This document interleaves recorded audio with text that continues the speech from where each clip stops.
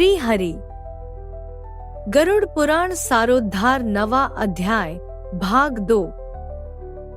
हे तार्क्ष, अग्नि के संबंध से जैसे रुई की राशि नष्ट हो जाती है, उसी प्रकार गंगाजल से पातक भस्मसात हो जाते हैं। जो सूर्य की किरणों से संतप्त गंगा के जल का पान करता है, वह सभी योनियों से छूटकर हरि के धाम को प्राप्त होता है। अन्य नदियां मनुष्यों को जलावगाहन स्नान करने पर पवित्र करती हैं, किंतु गंगा जी तो दर्शन, स्पर्श, पान अथवा गंगा इस नाम का कीर्तन करने मात्र से सैकड़ों हजारों पुण्यरहित पुरुषों को भी पवित्र कर देती है।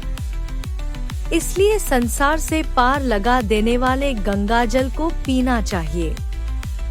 जो व्यक्ति प्राणों के कंठगत होने पर गंगा गंगा ऐसा कहता है, वह विष्णुलोक को प्राप्त होता है और पुनः भूलोक में जन्म नहीं लेता।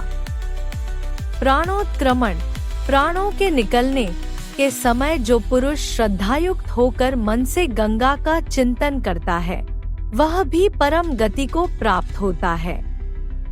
अतः गंगा का ध्यान, गंगा को नमन, गंगा का संस्मरण करना चाहिए और गंगा जल का पान करना चाहिए।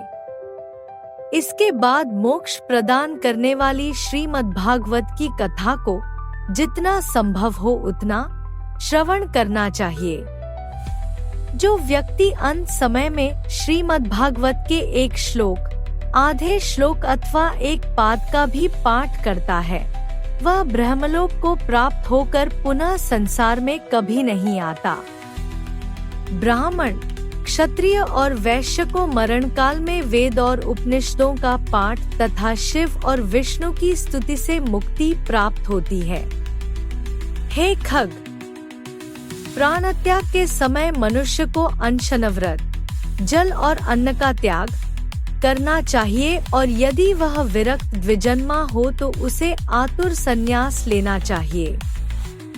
प्राणों के कंठ में आने पर जो प्राणी मैंने संन्यास ले लिया है ऐसा कहता है, वह मरने पर विष्णुलोक को प्राप्त होता है। पुनः पृथ्वी पर उसका जन्म नहीं होता। इस प्रकार हे खग, जिस धार्मिक पुरुष के आतुरकालिक पूर्वोक्त कार्य संपादित किए जाते हैं, उसके प्राण ऊपर के छिद्रों से सुखपूर्वक निकलते हैं।